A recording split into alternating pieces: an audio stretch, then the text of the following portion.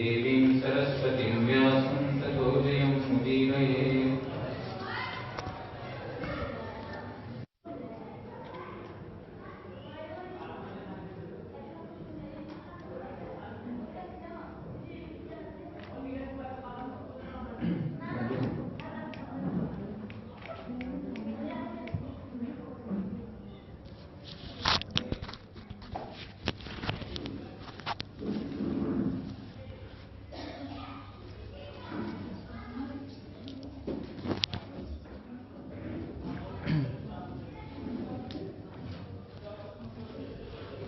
श्रीमद्भागवत अष्टम स्कंद तृतीय अध्याय।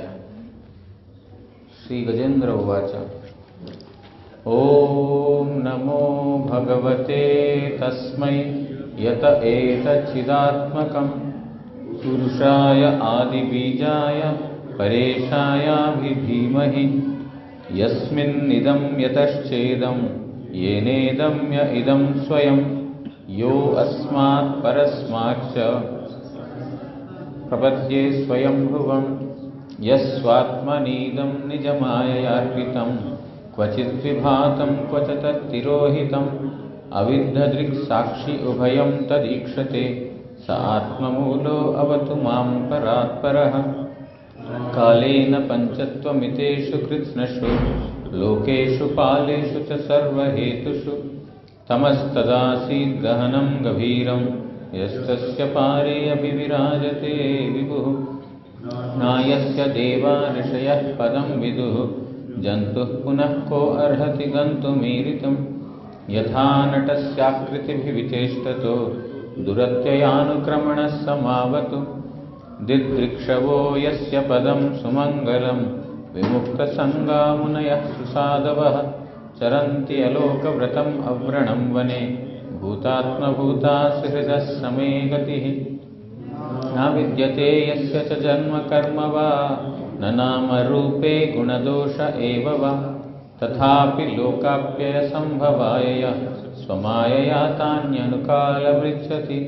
तस्मै नमः परेशाय ब्रह्मणे अनन्तशक्तये अरूपाय उरुरूपाय नमः आश्चर्यकर्मणे नमः आत्मप्रदीपाय साक्षिणे परमात्मने नमो गिरां विदूराय मनसश्चेतसामपि सत्त्वेन प्रतिलभ्याय नैष्कर्म्येण विपश्चिता कैवल्यनाथाय निर्वाणसुखसंविदे नमः शान्ताय घोराय गूढाय गुणधर्मिणे निर्विशेषाय साम्याय नमो ज्ञानघनाय च क्षेत्रज्ञाय नमस्तुभ्यं सर्वाध्यक्षाय साक्षिणे पुरुषाय आत्ममूलाय मूलप्रकृतये नमः सर्वेन्द्रियगुणद्रष्ट्रे सर्वप्रत्ययहेतवे असताच्छाय योक्ताय सदाभासाय ते नमः।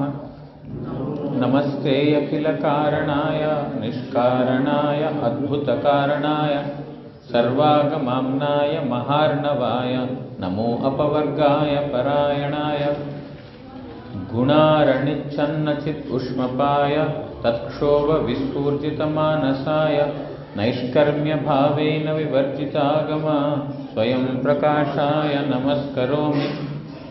माद्रिप्रपन्नपशुपाशविमोक्षणाय मुक्ताय भूरि करुणाय नमो अलयाय स्वांशेन सर्वतनुभृन्मनसि प्रतीत प्रत्यग्दृशे भगवते बृहते नमस्ते। आत्मात्मजाप्तगृहवित्तजनेषु शक्ते दुष्प्रापणाय गुणसङ्गविवर्जिताय मुक्तात्मभिः स्वहृदये परिभाविताय ज्ञानात्मने भगवते नमः ईश्वराय। यं धर्मकामार्थविमुक्तिकामा भजन्त इष्टां गतिमाप्नुवन्ति किञ्चाशिशोरात्यपि देहमव्ययं करोतु मे अधभ्रदयो विमोक्षणम्। एकान्तिनो यस्य न काञ्चनार्थं वाञ्छन्ति ये वै भगवत्प्रपन्ना अत्यद्भुतं तच्चरितं सुमङ्गलं गायन्त आनन्दसमुद्रमग्न तम् अक्षरं ब्रह्म परं परेशम् अव्यक्तमाध्यात्मिकयोगगम्यम् अतीन्द्रियं सूक्ष्मम् इवाति दूरम् अनंतमाद्यम परिपूर्णमीडे।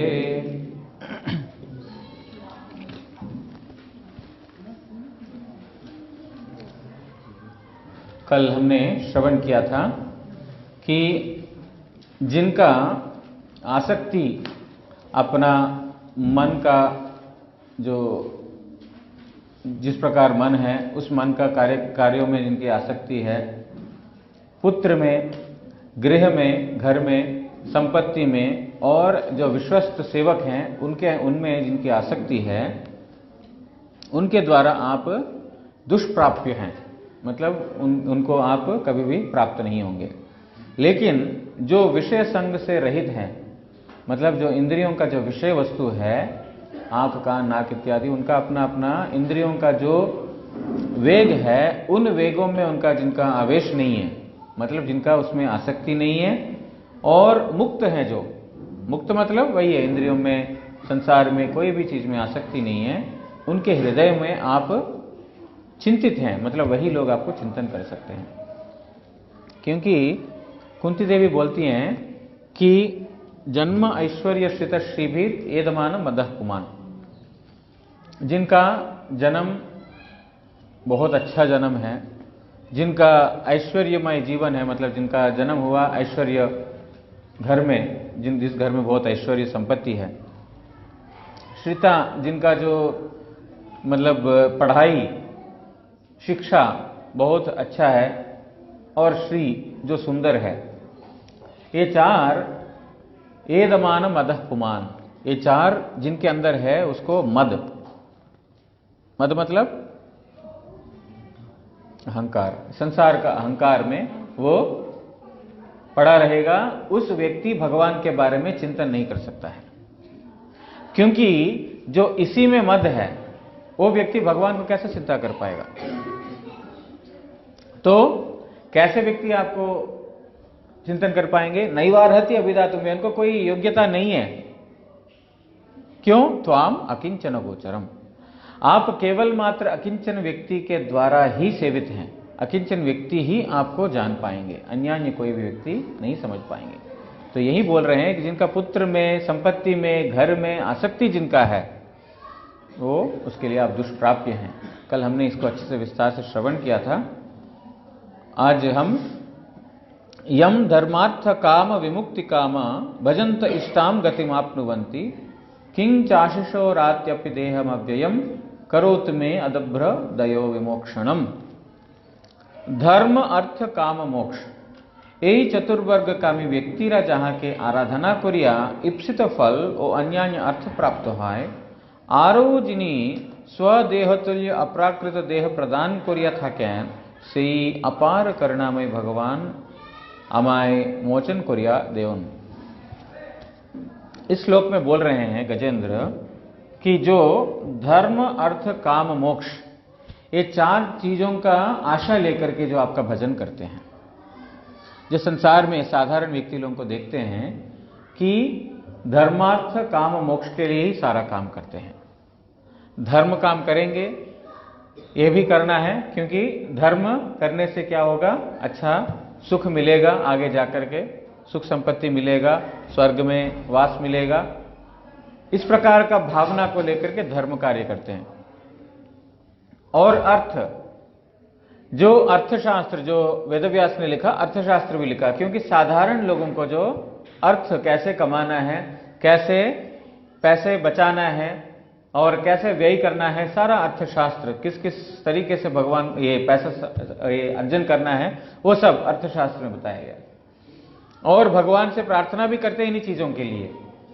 आज सुबह हम जिस मंदिर में गए थे ना, आप लोगों ने ध्यान दिया कि नहीं पता नहीं, वहां पर आरती लिखा हुआ है, राम जी की आरती, और ये वहां पर अभी याद नहीं आ रहा ऐसे, तो आप अपना अभय हस्त को मेरे ऊपर रखिए, अब एग्जैक्ट लाइन तो याद नहीं है, लेकिन ऐसा है, आपका करुणामय हस्त या अभय हस्त जो है मेरे सिर पे रखिए और मेरे सारे पाप को निर्मुक्त कर दीजिए। और क्या लिखा?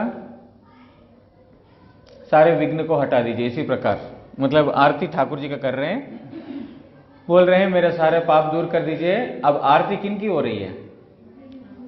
जब भगवान की आरती करते हो भगवान का गुणगान गाना चाहिए। आरती मतलब क्या है, जो ठाकुर भक्ति ने लिखा, भाले गौर गदाधर सुबह करते हैं, शाम को जो करते हैं कि घोष इत्यादि जो है वो भगवान का कीर्तन कर रहे हैं, कोई चमार डुला रहे हैं, कोई मृदंग बजा रहे हैं, कोई गान कर रहे हैं, कोई नृत्य कर रहे हैं, ब्रह्मा आदि लोग आकर के दर्शन कर रहे हैं। आरती ये होता है, या प्रभु जी मैं आपका आरती कर रहा हूँ, आप जो है मेरा पाप को दूर कर दीजिए, मेरे घर में धन भेज दीजिए, और मेरा जितने भी घर में असुख है, असुविधाएं, वो सब जो है आप नष्ट कर दीजिए। अब आरती किसकी हो रही है?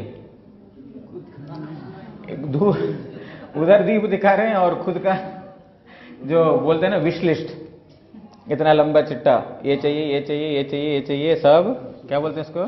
संपत्ति घरावे, हाँ, कष्ट मिटन का ना होता है, उसको क्या बोलते हैं? Wish list. हिंदी में क्या बोलते हैं उस विश लिस्ट को? विषय सूची नहीं, जो जो मेरे को क्या क्या चाहिए आइटम्स बता दिया। जैसे सब्जी मार्केट में जाते हैं ना, क्या क्या खरीद के लेके जाते हैं ना, हाँ, वस्तु सूची। तो विश लिस्ट वस्तु नहीं है यहाँ पर, विश क्या है, मेरा इच्छा क्या है, मेरी इच्छाओं का लिस्ट है वो।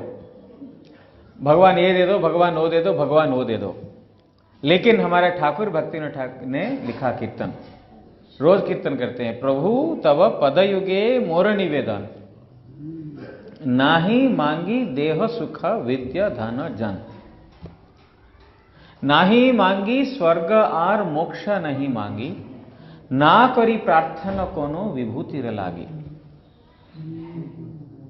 बोल रहे हैं कि मैं आपको प्रार्थना किस लिए कर रहा हूं? धन के लिए नहीं कर रहा हूं, जन के लिए नहीं कर रहा हूं, अच्छा विद्या के लिए नहीं कर रहा हूं, सुंदरी स्त्री के लिए नहीं कर रहा हूं, बच्चे के लिए नहीं कर रहा हूं, कोई जागतिक वस्तु स्वर्ग आदि सुख के लिए भी नहीं कर रहा हूं। तो किस लिए कर रहा हूं? लास्ट में वो बोल देते हैं, निज कर्म गुण दोषे जे जे जन्म पाए, जो जो जन्मों में मैंने जिस जिस प्रकार का कर्म किया है, वो कर्म के हिसाब से मेरे को फल दीजिए। गलती मैंने किया है और पाप आप दूर कर दो, मैं ये प्रार्थना नहीं कर रहा हूं। भाई कर्म मैंने किया है और बोल रहे हैं कि उसका फल मुझे मत दो, ये कोई हिसाब बनता है? भाई आपने कर्म किया तो आपको तो फल भोगना पड़ेगा। अब ऐसा गंदा काम किया ही क्यों है? गंदा काम किया क्यों है और बोल रहे हो उस गंदे काम को काट दो? नहीं होगा। यहां पर इसीलिए बोल रहे भक्तिविनोद ठाकुर जी, जिस जिस जन्म में मैंने जो जो प्रकार का कर्म किया, उस कर्म के हिसाब से मुझे फल दीजिए, अच्छा हो बुरा हो। लेकिन मेरी एक प्रार्थना है, जन्मे जन्मे जेन तव नाम गुण गाए। मैं कहीं पे भी जन्म लूं, उसका कोई मुझे टेंशन नहीं है। जन्म जन्मांतर मैं आपका नाम और गुण का गान कर सकूं, बस यही मेरी आशा है। यही मात्र आशा मम तुम्हार चरणे, अहित की भक्ति जागे अनुक्षणे। बोल रहे यही आपके चरण में मेरी निवेदन है कि मुझे ये सब नहीं चाहिए, लेकिन मुझे क्या चाहिए? जन्म जन्मांतर आपके चरणों में केवल मात्र अहित की भक्ति। अहित की भक्ति मतलब क्या है? बिना कोई कारण का, बिना कोई हेतु का, कि मैं आपके लिए कुछ कर रहा हूं, आप भी मेरे लिए कुछ कर दो। बहुत लोग मानते मानते हैं भगवान के पास जाकर के, मैं आपको 1000 रुपए भेंट चढ़ा दूंगा, या तो 10 नारियल फोड़ दूंगा, या तो जो है एक वस्त्र दे दूंगा, या तो ब्राह्मणों को खिला दूंगा, आप उसके बदले में इतना कर दो। भगवान के साथ बिजनेस करने के लिए नहीं है। भगवान एक ऐसा वस्तु है, बिना मांगे हमको सब कुछ दिया है, उनसे और क्या मांगोगे? माता पिता के साथ ऐसा होता है? माता पिता को बोले आप एक काम करो, मैं आपको 100 रुपए देता हूं, मेरे को 1000 रुपए दो। माता पिता के साथ ऐसा होता है?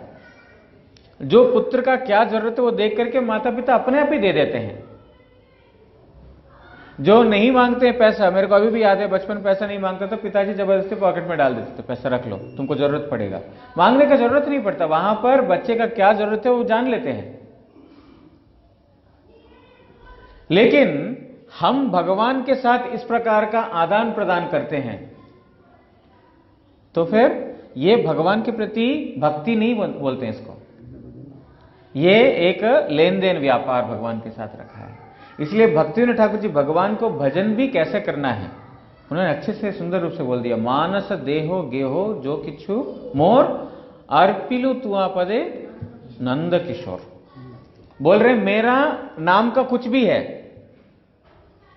मन देह शरीर गेहो घर जो किछु मोर, जो मेरा लगता ऐसा लोग समझते मेरा है, सब आपके चरणों में अर्पित कर दिया। वहां पर बोल रहे हैं कीट जन्म हऊ यथा तुआ दास। बोलते हैं मुझे अगर कीड़ा जैसा भी जन्म लेना पड़े कोई टेंशन नहीं है मेरे को, बस इतना ही प्रार्थना है कि मैं आपका दास बन सकूं, आपके दासों के साथ रह सकूं। ऐसा नहीं बोल रहे हैं कि मुझे कीड़ा मत बनाओ, मुझे मनुष्य ही बनाओ, ये भी प्रार्थना नहीं कर रहे हैं कि प्रभु अगले जन्म मुझे मनुष्य बना दो ताकि मैं भजन कर सकूं। इस जन्म में क्या किया, इस जन्म में तो किया नहीं, अगले जन्म किसने देखा। तो यहां पर भक्तिविनोद ठाकुर जी ये भी प्रार्थना नहीं कर रहे हैं, बोल रहे हैं मुझे कीड़ा बना दो, कुछ भी बना दो, बहिर्मुख ब्रह्म जन्म नहीं आश।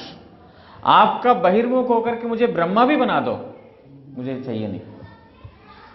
आपके उन्मुख होकर के एक कीड़ा भी ठीक है, लेकिन आपका बहिर्मुख होकर के ब्रह्मा का जन्म भी मुझे चाहिए नहीं। भगवान के कीर्तनों में जो भक्तिविनोद ठाकुर जी ने लिखा उसका पवित्रता देखिए, शुद्धता देखिए, किस प्रकार शुद्धता, भगवान के साथ भगवान के पास जाकर के कैसी प्रार्थना करनी चाहिए। गोपीनाथ मम निवेदन सुनो आमी विषयी दुर्जन सदा पापे रत किच्छु नहीं मोर गुण। भक्तिविनोद ठाकुर जी बोल रहे हैं भगवान के पास जाते हैं तो कैसे प्रार्थना करना चाहिए ये भी सिखा रहे हैं। भगवान के पास एक लिस्ट लेकर मत जाओ, ये दो ये दो वो दो, तुम्हारा मन का क्या है ये बताओ। डॉक्टर के पास जाकर के क्या बोलोगे, मुझे ये गोली दो ये गोली दो ये गोली दो, वो बोलोगे, या बीमारी क्या है बोलोगे। डॉक्टर के पास जाकर के आप मान लेते हैं आपको मालूम है कि पैरासिटामोल लेना है या एंटीबायोटिक क्या लेना है या जो लेना है आपको मालूम है। डॉक्टर के पास जाकर क्या बोलेगा, आप प्रिस्क्रिप्शन लिख के दे दीजिए, एक पैरासिटामोल 10 टैबलेट और जो है एंटीबायोटिक 20 टैबलेट, और ये करके लिस्ट करके बना के दे दीजिए, और उससे गैस होगा तो फिर एंटासिडिक दे दीजिए, ऐसा बोलोगे। जाकर के बोलोगे कि मेरी बीमारी ये है, तो ठाकुर जी के पास जाकर के ये दो ये दो ये दो ये दो बोलने की जरूरत नहीं है। वास्तविकता में क्या है, बीमारी क्या है। अब जगत में कोई भी लोग अपना बीमारी बोल भी नहीं सकते हैं भगवान को। भगवान के पास जाकर के भी इस प्रकार का प्रार्थना नहीं कर पाएंगे। भक्तिविनोद ठाकुर जी ने सिखा दिया, तुम लोगों को मालूम नहीं है कैसा करना है। गोपीनाथ मेरा निवेदन सुनिए, अमी विषयी में विषयों में लोलुप्त व्यक्ति हूं, विषयों में इतना फंसा हुआ, गंदा फंसा हुआ हूं मैं, इससे निकल नहीं पा रहा हूं। सदा कामे रहता, और सब समय काम का ही चिंता, ये चाहिए वो चाहिए ये चाहिए, सारा सदा काम में रहता। ऐसा नहीं कि कोई एक पल भी मैं काम से मुक्त हूं। किच्छु नहीं मोर गुण, मेरा कोई गुण है ही नहीं। इस प्रकार भगवान के पास जाकर के जो प्रार्थना करेगा तुरंत भगवान का कृपा वहां पर आ जाएगा। यहां पर बोल रहे हैं जो धर्म अर्थ काम मोक्ष का वांछा लेकर के भगवान के पास जाते हैं वो निश्चित रूप से प्राप्त होंगे, क्योंकि धर्मार्थ काम तक बाकी देवी देवता दे सकते हैं, मोक्ष कोई और कोई देवता नहीं दे सकते हैं। हिरण्यकशिपु ने ब्रह्मा जी का उपासना किया, बोला मुझे अमर बना दो, आई एम सॉरी होगा नहीं मेरे से, खुद मैं ही मरणशील हूं, मैं ही मरने वाला हूं, आपको कैसे अमर बना दूंगा। राजा कटवांग, उसने देवताओं की ओर से युद्ध किया, युद्ध करने के बाद देवता लोग प्रसन्न हुए, बोलते हैं क्या वर चाहिए मांगो, बोलते हैं इस जन्म मृत्यु के चक्कर से मुझे मुक्ति कर दीजिए। सॉरी नॉट पॉसिबल हियर, हमसे नहीं होगा ये बात। अरे आपसे नहीं होगा तो फिर कहां होगा बताइए। हरि अच्युत हरि को भजन करो वो होगा। पल में छोड़ दिया, एक पल में छोड़ दिया देवताओं को। इतना देवताओं का उपासना किया, देवताओं का पक्ष लेकर युद्ध किया, देवताओं का सब कुछ किया, लेकिन जैसे मालूम पड़ा मोक्ष यहां पर मिलने वाला नहीं है, समय नहीं लगाया। इसलिए राजा कटवांग मुहूर्त काल में श्री कृष्ण को प्राप्त किया बोलते हैं। मुहूर्त काल मतलब जैसे त्याग दिया, कृष्ण अच्युत हरि को उन्होंने भजन में उनके भजन में लग गया, प्राप्त हो गया। ध्रुव 6 महीने में प्राप्त किया। सिंसियरिटी होनी चाहिए। हमारी श्रद्धा इधर भी है, इधर भी है, ये भी देगा, वो भी देगा, ये भी देगा। इन्होंने 1 मिनट नहीं लगाया छोड़ने के लिए भगवान को, मतलब देवताओं को। ये देवता लोग जब मेरे को इस जन्म मृत्यु के चक्कर से निकाल ही नहीं पाते हैं, तो फिर इनकी उपासना करने की जरूरत क्या है? हाँ, धर्म अर्थ काम की जरूरत है, उनसे लेते रहो जितना चाहिए, वो दे सकते हैं, लेकिन मोक्ष नहीं दे पाएंगे। इसके लिए मुकुंद के चरणों में जाना ही पड़ेगा।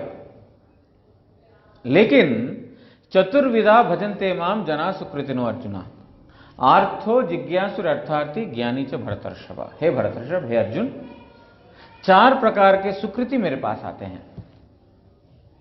कौन कौन? आर्थो, जो अर्थ भाव में है वो, अर्थार्थी, जिसको पैसे की कामना है, जिज्ञासु, जो ज्ञान प्राप्त करना चाहता है, और ज्ञानी, और जो ज्ञान में प्रतिष्ठित है। ये 4 प्रकार के लोग सुकृति हैं। क्यों? भजन्ते माम, मेरी भजना करते हैं, इसलिए सुकृतिवान है।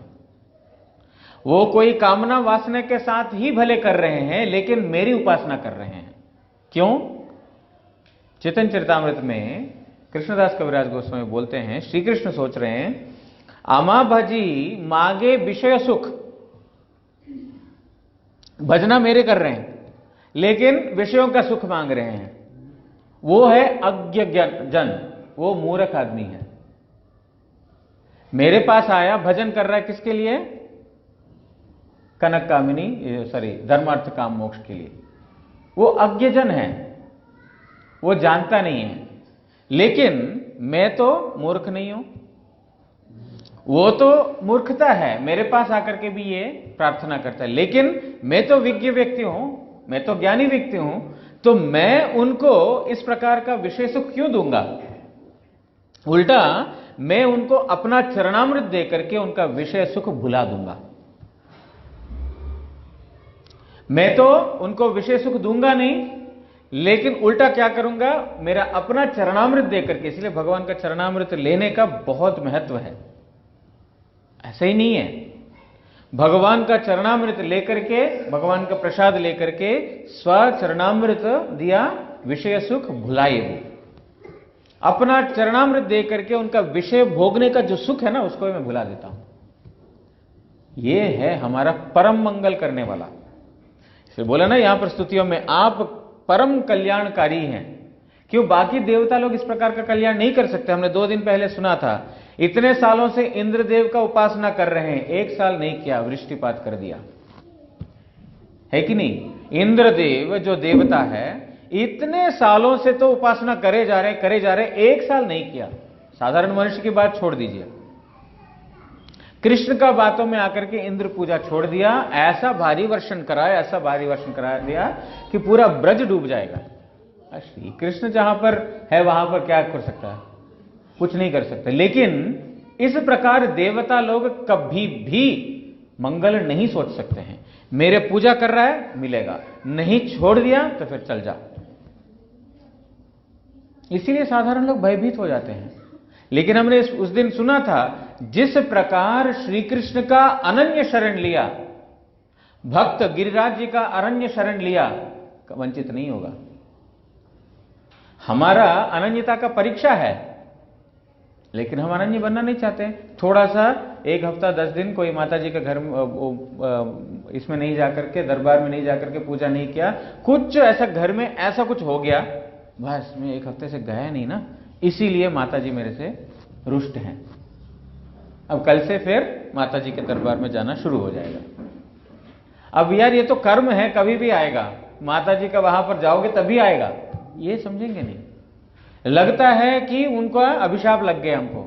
अनन्यता में हमारा बाधा है, अनन्यता है ही नहीं। इसीलिए वास्तविकता में देवता लोग किसी का मंगल नहीं कर सकते हैं। जिसको जो चाहिए, हाँ मेरा पूजा कर रहे हैं, चलो ठीक है ठीक है। ब्रह्मा जी ने वर दे दिया हिरण्यकशिपु को, तुम और कुछ वर मांग ले, अच्छा ठीक है, मैं ना ऊपर मरूं ना नीचे मरूं, ना घर के अंदर मरूं ना घर के बाहर मरूं, ना जंतु से मरूं ना मनुष्य से मरूं, या कोई आपका सृष्ट प्राणी से मरूं, ना दिन में मरूं ना रात में मरूं, ना अस्त्र से ना शस्त्र से, इतना सारा उन्होंने सोच करके विचार करके ऐसा बोला, लगा कि मैं ब्रह्मा को फंसा दिया। फंस भी गए वो तो, क्योंकि देवता लोग ऐसे हैं जितना पंप दोगे वो उतना चढ़ते रहेंगे। और उस हिसाब से चलो ठीक है तथास्तु। बाद में हिरण्यकशिपु को वध करने के बाद नरसिंह भगवान डांटते हैं ब्रह्मा को, तेरे को वर देते समय बुद्धि भी नहीं है, कैसा वर देना चाहिए? बड़ा हवा में आकर के जैसा तैसा मांगते दे देते हो, कुछ तो सोचो। जिसको तुमने वर दिया वो तुम्हारा गले में कांटा बन के बैठ गया, जिसको वर दिया। क्यों ऐसा वर क्यों देते हो और बाद में क्यों दुख खुद पाते हो? क्योंकि देवता लोग ऐसा, उनका कोई भजना करे, जैसे हम लोग को भी ना कोई काम कराना है तो आप बड़े अच्छे हैं जी, आप ऐसे हैं जी, आप वैसे हैं जी, थोड़ा सा बंदे को थोड़ा चढ़ा दो, चढ़ा करके उससे कोई भी काम ले लो। अब देवता हमसे थोड़ा श्रेष्ठ है इस विषय में, आप चढ़ाते रहो, वो लोग भी खुश होकर के कर देंगे तुम्हारे लिए काम। लेकिन भगवान कैसे हैं? भगवान बोल रहे हैं मैं ऐसा नहीं हूं, अगर मेरा भजना करके विषय का सुख भी मांगे मैं नहीं दूंगा।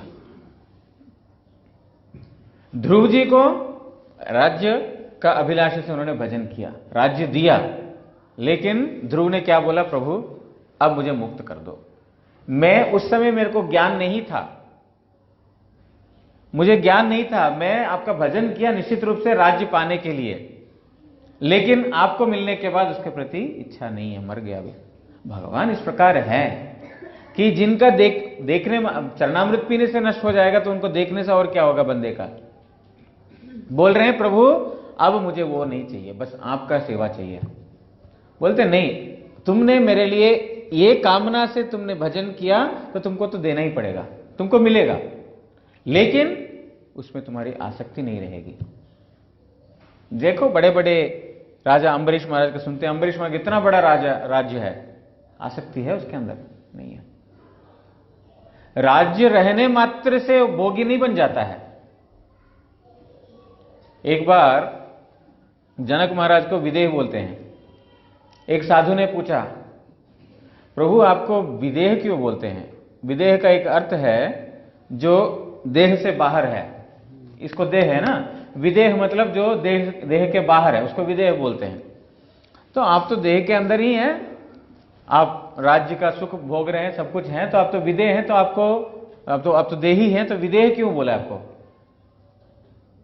तो राजा जनक ने बोला था, मैं इसका उत्तर आप हमारे घर जब खाने के लिए आओगे तब दूंगा। ठीक है, ब्राह्मण का तो बड़ा, चलो ठीक है, ब्राह्मण का तो खाने का लोभ होता भी है, बोले चलो मतलब उत्तर भी मिल जाएगा, खाना भी मिल जाएगा। तो गया उनके घर में, तो बहुत प्रकार के व्यंजन बनाए, इतना बड़ा टेबल सजा दिया, कितने प्रकार के व्यंजन उसके सामने रख दिया, रख के जो है सामने तलवार लेके खड़ा हो गया। बोला ऐसा है ऋषिवर, ये जब खाओगे उसके बाद आपका गर्दन काट दिया जाएगा। ये क्या है? ये आप खिला रहे हो या मार रहे हो? आप खाओ, एक बार आपका खाना खत्म हो जाए, इसके बाद आपको गर्दन काट दिया जाएगा। भाई आपका कोई खाना वाना की जरूरत नहीं, मैं अभी जाता हूं। अभी जाओगे तो अभी कट जाएगा। अब खाओगे तो खाने के बाद कटेगा, अभी जाओगे तो अभी कटेगा। तो इतना मुश्किल में फंस गए ये बंदा कि यार मैंने ऐसा, मतलब यहां पर निमंत्रण स्वीकार करके मैंने ऐसा क्या गलती कर दी? एक प्रश्न पूछ लिया जिसके लिए मुझे फंसा दिया इसने। तो अब सामने बैठा है, खाने के सामने आता है, नाना प्रकार का आइटम व्यंजन जितने भी बनाया, जो पूरी छोले कुलचे जितने भी उत्तर भारत के, दक्षिण भारत के और सब जगह के इतने सारे आइटम्स आए, और खा रहा है निकल रहा है, खा रहा है निकल रहा है। और उसके बाद ड्राई फ्रूट्स लेके आता है, मतलब बढ़िया बढ़िया मीठा पकवान लेके आता है, ये खाओ ये खाओ। तो वो बोलता है राजा इतना खिला क्यों रहे हो, मारना ही है मेरे को, जल्दी खत्म कर दे मेरे को। तो पूरा खाने के बाद उसको फांसी के वहां लेके जाते हैं। अब बस मेरी एक प्रश्न है, उस प्रश्न का उत्तर दो, उसके बाद तुमको मारेंगे। क्या है प्रश्न? अब इतने सारे आइटम खाया, इनमें से कौन सा आइटम तुमको अच्छा लगा ये बताओ। इतने सारे व्यंजन खाए, इनमें से कौन सा व्यंजन तुमको अच्छा लगा ये बताओ। तो बोलता राजन अब तो मरने ही वाला है, तो राजा को कुछ भी बोल सकता है, राजन आप पगला गए, आप पगला गए। एक तो बोले हैं कि गर्दन के ऊपर अपने तलवार रखा और बोला खाओ, खाने के बाद मारूंगा। जिस व्यक्ति को अभी डर है कि मर जाऊंगा कुछ क्षण में, उसको क्या खाना रुचिकर लगेगा? मैं क्या खा रहा हूं मेरे को पता ही नहीं चला, क्या आइटम बोल रहा हूं मैं, आइटम क्या बनाई है मेरे को वो भी पता नहीं है, कौन सा आइटम अच्छा मैं क्या बोलूं। तब राजा बोलते हैं, इसको बोलते हैं विदेह। जो व्यक्ति अपना मृत्यु सब समय दर्शन करता है, उस व्यक्ति को विषयों में कोई रुचि नहीं रहेगा। विषयों के बीच में रहेगा लेकिन विषयों में कोई रुचि नहीं रहेगा। जिस प्रकार आपने खाया जरूर था, लेकिन क्या आइटम खा रहे हैं, उसका क्या टेस्ट है, मीठा है, खट्टा है, कड़वा है, कुछ भी नहीं पता आपको, जो डालते गए, उसी प्रकार इसको बोलते हैं विदेह। आप देह के अंदर हैं लेकिन आप देह से बाहर हैं, क्योंकि उस देह में आप आसक्त नहीं हुए, इसीलिए विदेह नाम पड़ा। इस प्रकार जीवन जीना चाहिए। बुद्धिमान व्यक्ति वही है जो ऐसा संसार में रहते हुए भी संसार में निर्लिप्त अवस्था में रह पाएगा, और वही वास्तविकता में भजन कर पाएगा। प्रहलाद महाराज के पास क्या ऐश्वर्य का कोई कमी थी? उनका पिता यही बोलते हैं कि भगवान का भजन छोड़ दे, लेकिन इस प्रकार का निष्किंचनता उनके अंदर कि भगवान का भजन में जो सुख मिल रहा है वो सुख को आस्वादन कर रहे हैं। इसीलिए भगवान, बाकी देवताओं का उपासना एक साइड है, वो कुछ विषय सुख दे करके छुट्टी कर देंगे, अगले बार उपासना करोगे फिर विषय सुख दे देंगे। लेकिन भगवान श्री कृष्णचंद्र ऐसे हैं कि उनको विषयों के लिए प्रार्थना भी किया जाए, उन विषय का सुख को भुला देते हैं और भगवान के चरणों को स्वयं, मतलब वो अपना स्वयं निज सेवा उनके संपत्ति करा देते हैं। इसीलिए चतुर्विधा भजन्ते माम जना सुकृतिनो अर्जुन, वो सुकृतिवान व्यक्ति है जो मेरी भजना करता है। देवी देवताओं का करेगा वो उसका सुकृति नहीं है। जो आर्त भाव से गजराज ने पुकारा, यहां आर्त था गजेंद्र, और यहां पर बोल रहे हैं मुझे मोक्ष नहीं चाहिए, बोल तो रहे मुझे मुक्ति करा दो, लेकिन मुक्ति करा दो मतलब विश्वनाथ चक्रवर्ती ठाकुर टीका में लिखते हैं मुक्ति करा दो मतलब इस देह से मुझे निकाल करके आपका जो है धाम में वो देह मुझे प्रदान करो। जिस व्यक्ति के अंदर शरणागति का भाव आ गया वो मोक्ष कामना नहीं कर सकता है। इसीलिए इस भागवत का साधारण लोग टीका करेंगे तो यही बोलेंगे कि मुक्ति के लिए गजेंद्र यहां पर भगवान को प्रार्थना कर रहा है, साधारण लोगों का यही विचार रहेगा। लेकिन जो शरणागत हो गया, इसलिए शास्त्र हम अपने हिसाब से उठा करके पढ़ेंगे तो भी समझ में नहीं आएगा, वो उसका अर्थ गूढ़ ही रह जाएगा, छुपा हुआ ही रह जाएगा हमारे लिए। शरणागति के अलावा और कोई माध्यम नहीं है इन भक्तों का जो शिक्षा उसको भी समझने के लिए। मुक्ति दो मतलब मुझे इस ग्राह से मुक्ति दे करके आपके चरणों का सेवा दे दो, यह है यहां पर भाव। तो ये चार प्रकार के सुकृति है। क्यों? क्योंकि भगवान का भजन करते करते करते करते विषयों को भोगने का सुख भी उनके अंदर खत्म हो जाएगा। जिग आर्थो अर्थार्थी, जो ध्रुव अर्थ का उपार्जन करने के लिए अर्थ की लालसा से भगवान का सेवा किया या तपस्या किया। ज्ञानी ना जिज्ञासु, जो सनक आदि ऋषि लोग, सनक सनातन सनत कुमार सनंदन, ये जिज्ञास होकर के अरे ये कहां से आ रहा है, ये गंध कहां से आ रहा है, तुलसी का गंध, उन ब्रह्म वस्तु के बारे में जिज्ञासा। सुखदेव गोस्वामी उन वस्तु के बारे में जिज्ञासा, वो ब्रह्म वस्तु को भी छोड़ दिया क्योंकि पूर्ण ब्रह्म भगवान को प्राप्त कर लिया। जो ब्रह्म वस्तु है वो ब्रह्म है, उससे भी श्रेष्ठ है पूर्ण परात्पर परब्रह्म श्री कृष्ण। जब उनके चरणों में आ गया तो फिर और क्या रह जाता है। और ज्ञानी मतलब जो विदुर है।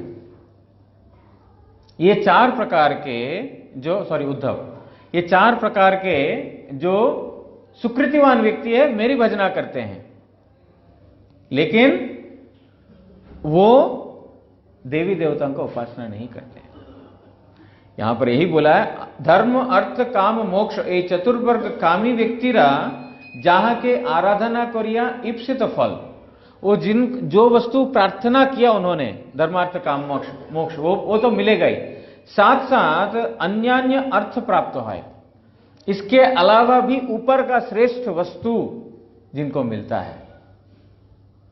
आरो जिनी स्वदेह तुल्य अप्राकृत देह प्रदान कुरिया था क्या, और भी अपना स्वदेह जैसा, अपना शरीर जैसा, मतलब चिन्मय शरीर प्रदान करते हैं उनको सेवा करने के लिए।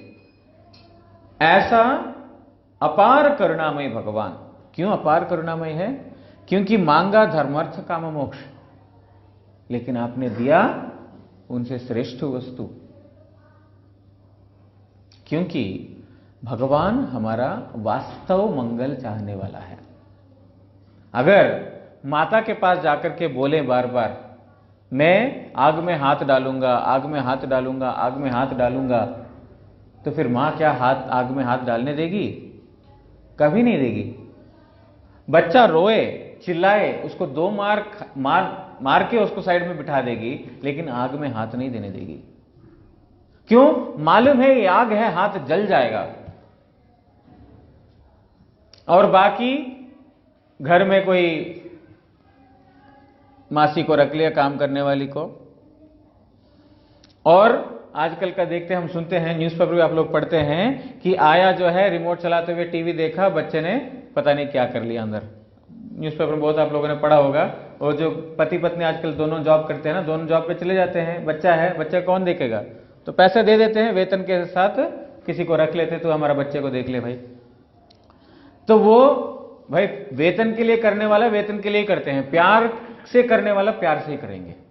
भगवान जीवों के प्रति प्यार स्नेह है, इसीलिए उनके जैसा स्नेह और प्यार और दूसरा कोई वेतन पोषक वेतनदारी कोई नहीं कर पाएगा।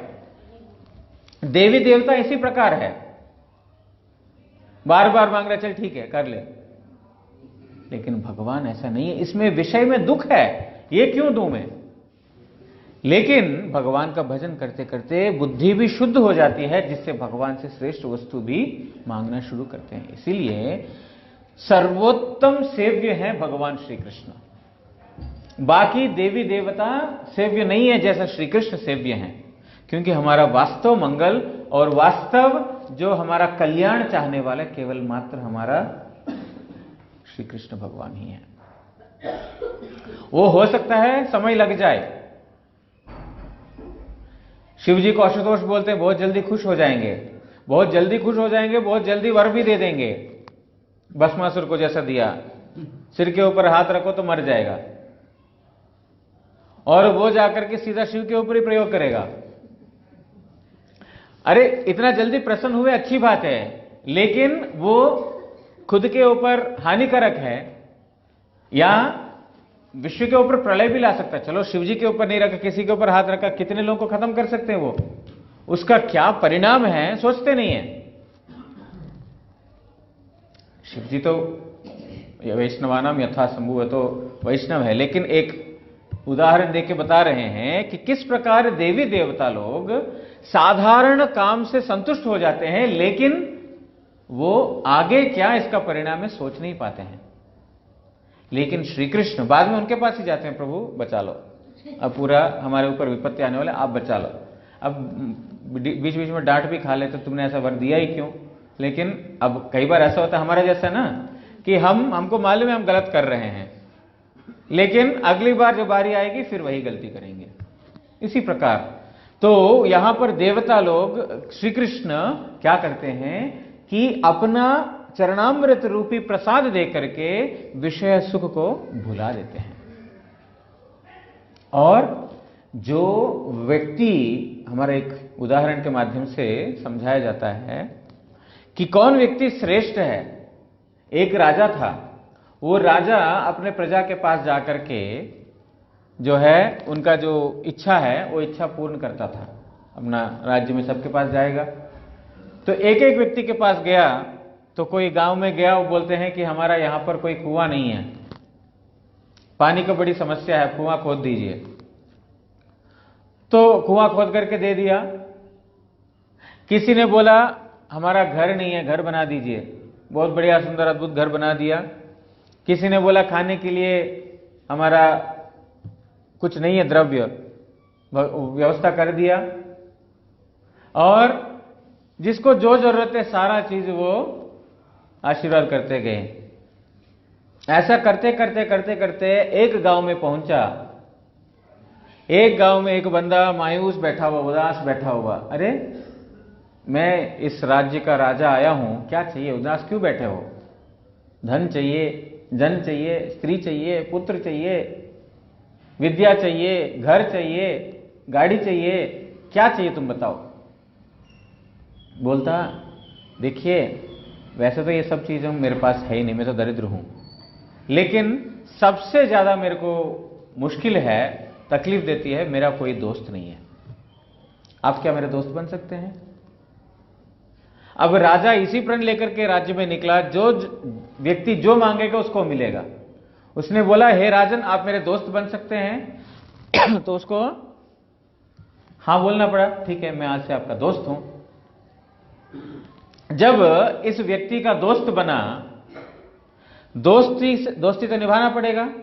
जब दोस्ती निभाना है, इस बंदे का घर जाना पड़ेगा, कभी कभी उस बंदे को घर बुलाना पड़ेगा। जब इसका घर जाएगा, देखा बैठने के लिए जगह ही नहीं है। तो राजा ने बोला सुंदर महल बना दो, मैं रोज आना जाना करूंगा, यहां पर कैसा नीचे बैठूंगा?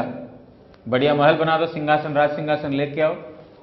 अद्भुत व्यवस्था हो गया। रोड अच्छा नहीं है, रोड बढ़िया बनाओ, आने जाने का असुविधा है, रोड भी बन गया। और मैं आऊंगा यहां पर, इसके साथ पाश खेलूंगा, जुआ खेलूंगा, जो भी खेलूंगा। अब साथ में कुछ मनोरंजन भी चाहिए, कुछ खाने पीने के लिए चाहिए। यहां पर 10 लोगों को खाना बनाने वालों को रख दो, सेवक सेवकाओं को रख दो। जब मैं आऊंगा यहां पर और मेरा मित्र दरिद्र है तो लोग क्या बोलेंगे, इसको ऐसा पोशाक पहनाओ, ऐसा वस्त्र पहनाओ कि ये भी राजा का मित्र जैसा लगे। और इसके पास एक घोड़ा गाड़ी खड़ा रहेगा। जब कभी, हमेशा तो मैं नहीं आ सकता, जिस दिन मैं नहीं आ सकता हूं ये आएगा, इसके पास एक वाहन भी रहेगा। अब मांगा क्या उसने? मित्रता। और मिला क्या? कुछ रह गया बाकी? कुछ नहीं रहा। और बाकी लोगों ने छोटा छोटा चीज मांगा। अब है, अब धन मांगा, 1 साल 2 साल 3 साल में खा लेगा, धन खत्म हो जाएगा, उसके बाद फिर दे दो।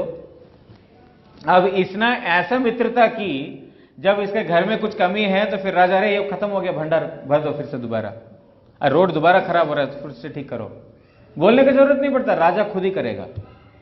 तो प्रार्थना करे तो ऐसी प्रार्थना करे, प्रभु आप मेरे मित्र बन जाइए, प्रभु आप मेरे सखा बन जाइए, आप मेरे पुत्र बन जाइए, आप मेरे माता बन जाइए, आप मेरे पिता बन जाइए।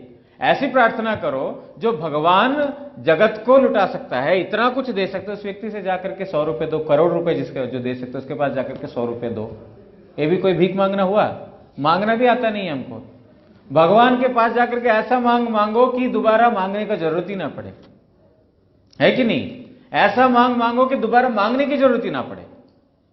तो इसीलिए बुद्धिमान व्यक्ति वो है, भगवान के पास जाकर के प्रभु मुझे कुछ भी नहीं चाहिए, आपके साथ दोस्ती चाहिए, मित्रता चाहिए। तो वो व्यक्ति को क्या करते हैं, वो सब तो देते ही हैं, जो विषय सुख मांगते हैं वो सब देते ही हैं, लेकिन साथ साथ आप अपना चरणों में आश्रय भी दे देते हैं, जिससे वो आपका भजन करके निरंतर वो आनंद में रह सके। एकांतिनो यस्य न कांचनार्थम वांछन्ति ये वै भगवत प्रपन्ना अत्यद्भुतम तच्चरितम सुमंगलम गायंत आनंद समुद्रमग्न तम अक्षरम ब्रह्म परम परेशम अव्यक्तम आध्यात्मिक योग गम्यम अतीन्द्रियम सूक्ष्म विवाति दूरम अनंतमाद्यम परिपूर्ण मीडे। श्रीमद् भागवत में एक और श्लोक आता है, अकाम सर्व कामवा मोक्ष काम उदारदी तीव्रेन भक्ति योगेन यजेत पुरुषः परम। श्रीमद् भागवत में बोलते हैं कि अकाम, किसी को कामना नहीं है, मतलब कोई एक व्यक्ति को किसी भी प्रकार का कामना नहीं है। सर्व काम, या कोई एक व्यक्ति है उसको सारी कामनाएं हैं, सब कुछ चाहिए उसको। वा मोक्ष काम, या कोई एक व्यक्ति है जिसको मोक्ष कामना है, मतलब किसी को कोई कामना नहीं है, किसी का मुक्ति का कामना है, किसी को सब कुछ चाहिए। अगर वो उदारधी मतलब जिसका बुद्धि उदार है, जिसका बुद्धि संकीर्ण नहीं है, वो क्या करेगा? तीव्रेन भक्ति योगेन, तीव्र भक्ति योग करेगा। किसका? यजेत पुरुषः परम, परम पुरुष भगवान का भक्ति करेगा वो, तीव्र भक्ति योग।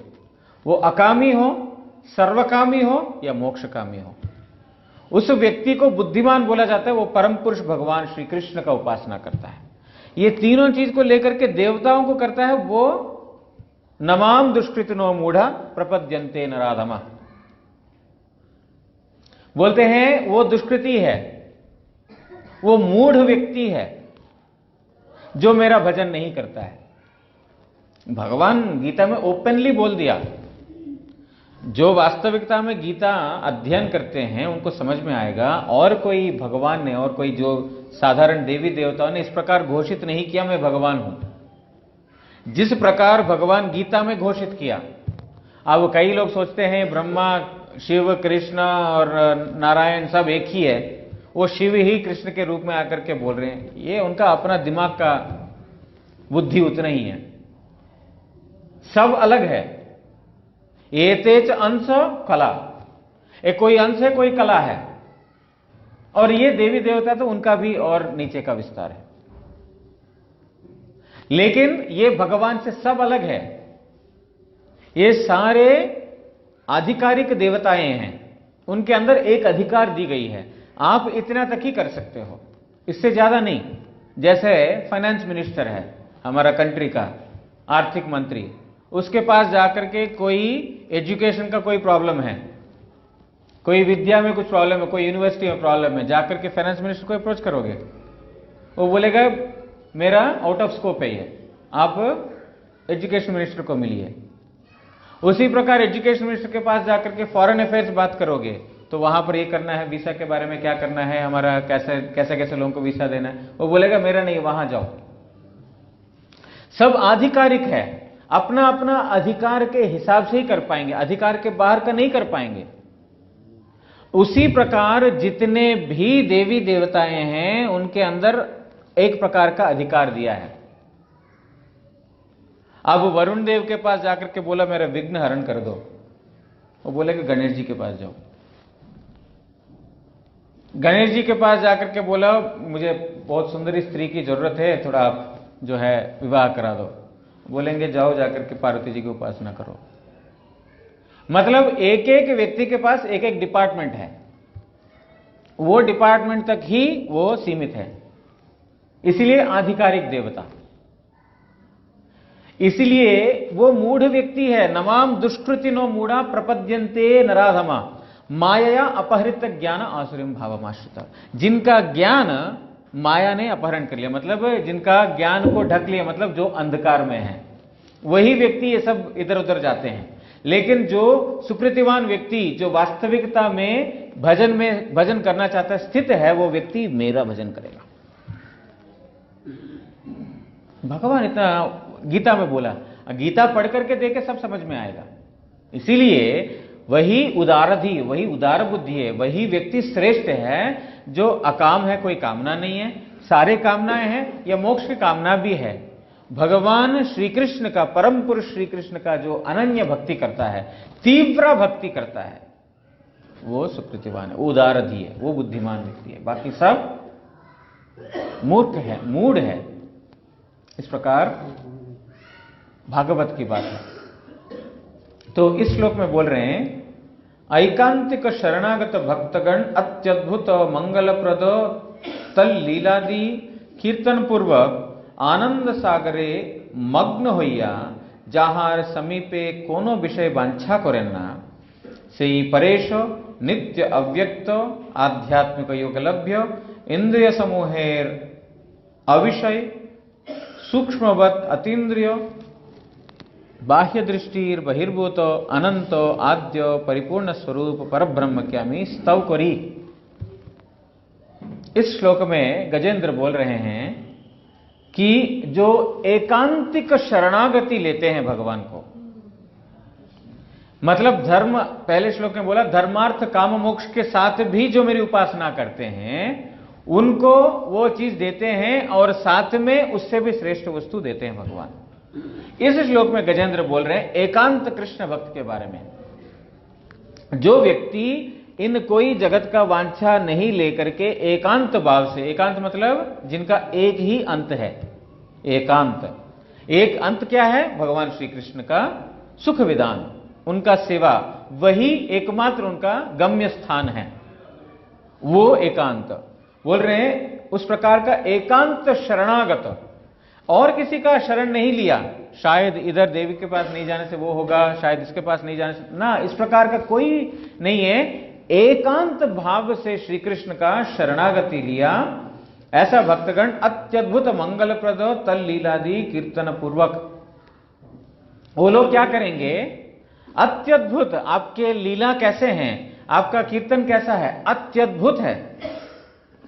अत्यद्भुत मतलब जो वर्णन से बाहर है। भगवान का लीलाओं में इतना मधुरता है, इतना रस है कि जो व्यक्ति उसको गाएंगे, गायंत आनंद समुद्र मग्ना, उसको गान करते करते आनंद रूपी समुद्र में निमज्जित हो जाते हैं, क्योंकि भगवान का लीलाओं में इतना आनंद है।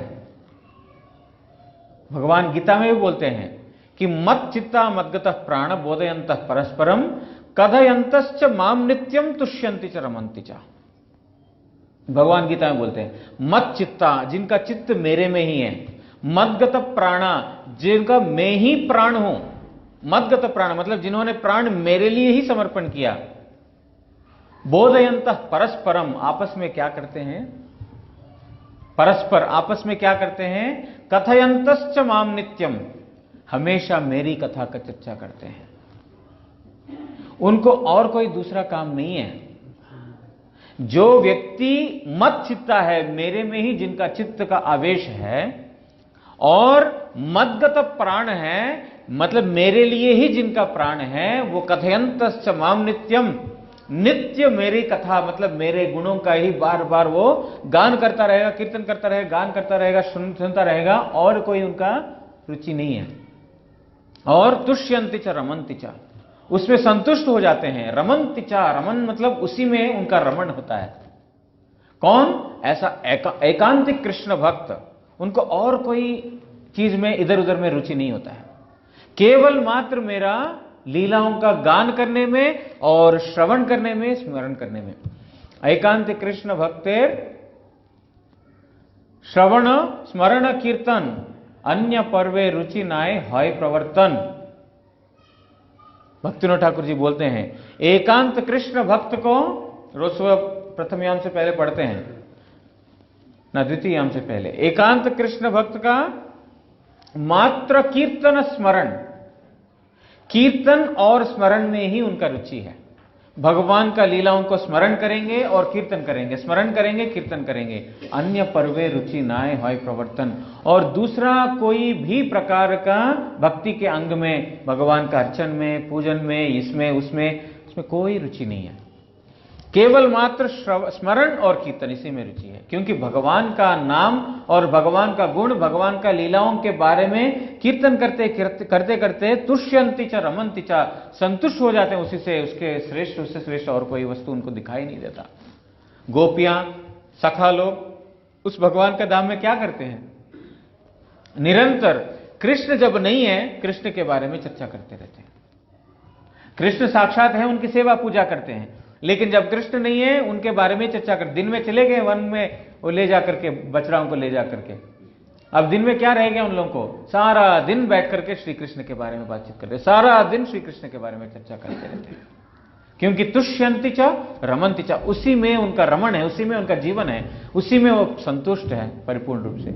इसीलिए वो गायंत आनंद समुद्र मग्ना, जो एकांत कृष्ण भक्त क्या करते हैं? उनका भगवान का जो गुणगान गाते गाते आनंद रूपी समुद्र में निमज्जित हो जाते हैं। इस प्रकार भगवान का लीलाओं में इतनी मधुरता है, लेकिन हम लोगों को संसारिक कथाओं में रुचि लगता है। एक बार जिस व्यक्ति को भगवान की कथा में रुचि हो जाए, वो व्यक्ति कभी भी उस स्वाद को छोड़ करके फीका वस्तु को नहीं ले सकता है, बाकी नीरस लगेगा। तो इसलिए यहां पर बोल रहे हैं कीर्तन पूर्वक आनंद सागरे मग्न होइया, कीर्तन करते करते आनंद सागर में मग्न हो जाते हैं। कौन? एकांत शरणागत भक्त, बाकी लोग नहीं। जहां समीपे कोनो विषय वांछा करें ना। अब विषय की वांछा कब करेंगे हम लोग? विषय की वांछा तभी करेंगे जब हमारा इंद्रिय परिपूर्ण नहीं होते हैं। लेकिन भगवान का कीर्तन में इतना संतुष्ट हो गया, इतना परिपूर्ण हो गया, इतना निमज्जित हो गया, और कोई इंद्रियों का अपना चाहिदा रहेगा ही नहीं। बोलते हैं श्री कृष्ण नाम जब जिह्वा के ऊपर स्फुरित होता है, वो व्यक्ति हजारों अरबों जिह्वाओं के लिए प्रार्थना करेगा, क्योंकि भगवान का नाम का रस और मधुरिमा एक जिह्वा से नहीं पी पाएगा। एक स्वाद, एक जिह्वा से क्या स्वाद ले पाऊंगा प्रभु? अनंत अर्बुद करोड़ जो है आप जिह्वा दीजिए, ताकि इस रस का मैं आस्वादन कर सकूं। और जब ये कर्ण के कुहरों में प्रवेश कर जाता है भगवान का नाम, बोलते हैं 2 कान कम पड़ते हैं। तो पूरा शरीर में कर्ण ही कर्ण हो और कुछ नहीं हो। और जब ये भगवान का नाम हृदय रूपी जो क्या बोलते हैं गुफा में जब भगवान का नाम प्रवेश कर जाता है, तो गोपियां बोलती है प्रभु सारा इंद्रियों का काम स्तब्ध कर देता है, क्योंकि पूरा मन चित्त इतना लग जाता है कि सारे इंद्रिय स्तब्ध हो जाते हैं। उनको स्पर्श भी करो, उनको उनका नाम भी लो, उनका कोई सुध बुध नहीं रहेगा। कान है लेकिन कान अपना काम नहीं करेंगे, त्वचा है लेकिन त्वचा अपना काम नहीं करेगा, नासिका है नासिका अपना काम नहीं करेगा, आंख है आंखों के सामने कोई गुजर रहा है बुला रहा है तभी भी दिखाई नहीं देगा, क्योंकि उनका चित्त प्रांगण में जब भगवान का नाम का प्रवेश होकर के नृत्य करने लगता है, इतना इंद्रियों का पूरा स्तब्ध कर देता है वस्तुओं को कि इंद्रिय जो चाहिदा साधारणतः चाहिदा होता है सब वो खत्म हो जाता है। इसीलिए सारे इंद्रिय परिपूर्ण हो जाते। कृष्ण मतलब सर्व आकर्षक, सर्व आनंददायक। आकर्षण करने मात्र से नहीं होगा, आनंद भी देना पड़ेगा। आकर्षण करके छोड़ दिया, कुछ दिन रहेगा उसके बाद चला जाएगा, लेकिन आकर्षण करना और आनंद प्रदान करना केवल मात्र कृष्ण कर सकते हैं। इसलिए प्रभु आपका रूप देने के लिए गोपियां बोलती हैं कि विधाता को सृष्टि करना भी नहीं आता है, दिया तो 2 आंख। ये 2 आंखों से श्री कृष्ण का दर्शन कैसे कर पाएंगे? जी भर के कैसे उनका रस पी पाएंगे हम? 2 आंखों से होगा भगवान का दर्शन? और तो और उसके ऊपर पलक भी दे दिया, बीच बीच में बंद होता रहता है। ये बीच बीच में बंद होता रहता है, इतना समय हमको भगवान का दर्शन से वंचित रहना पड़ेगा। क्या विधाता ये भी नहीं जानता कि ये सृष्टि कैसे करना चाहिए?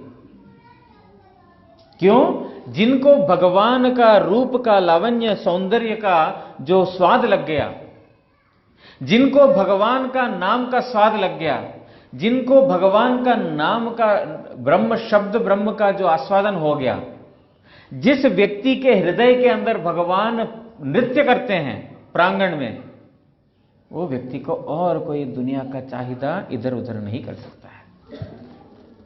एकांतिक कृष्ण भक्त जो अनन्य शरणागत व्यक्ति है, उन शरणागत भक्तों को इस प्रकार आनंद में डुबो देते हैं, इस प्रकार आनंद में डुबो देते हैं, इंद्रियों का अपना चाहिदा भगवान श्री कृष्ण का इंद्रिय चाहिदा के अलावा और कुछ नहीं रहेगा।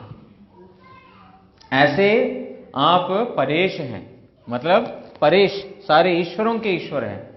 नित्य अव्यक्त, अव्यक्त मतलब ऐसा हम आप दर्शन नहीं आपका होता है। आध्यात्मिक, ये थोड़ा सा विस्तार से कल श्रवण करेंगे क्योंकि टाइम हो गया, मैं थोड़ा जल्दी जा रहा हूं। आध्यात्मिक योग लभ्य, जो भक्ति के द्वारा ही आप लभ्य हैं, और इंद्रिय समूह अविषय, इंद्रियों के द्वारा आपको जाना नहीं जा सकता है। और सूक्ष्मवत मतलब जो सूक्ष्म से भी अति सूक्ष्म वस्तु है, जो सूक्ष्म इंद्रियों के द्वारा आपको नहीं दर्शन किया जा सकता है।